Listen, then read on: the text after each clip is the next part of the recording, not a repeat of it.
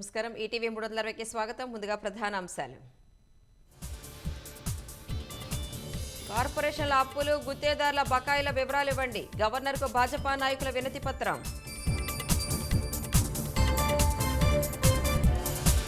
విశాఖలో సీఎస్ బినామీలు భూములు లాక్కుంటున్నారన్న రైతులు. జవహర్ రెడ్డి కుమారుడి మిత్ర బృందంతో బెదిరిస్తున్నారని ఆరోపణ. ప్రభుత్వ సలహాదారు సజ్జల రామకృష్ణారెడ్డిపై క్రిమినల్ కేసు. రూల్స్ పాటించే వాళ్ళు ఏజెంట్లుగా వద్దన్న వ్యాఖ్యలపై నమోదు.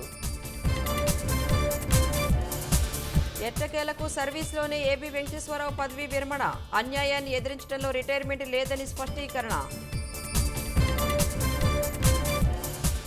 రేపే సార్వత్రిక ఎన్నికల చివరి విడత పోలింగ్. ఎగ్జిట్ పోల్స్ ఫలితాలపై ఎడతెగని ఉత్కంఠ.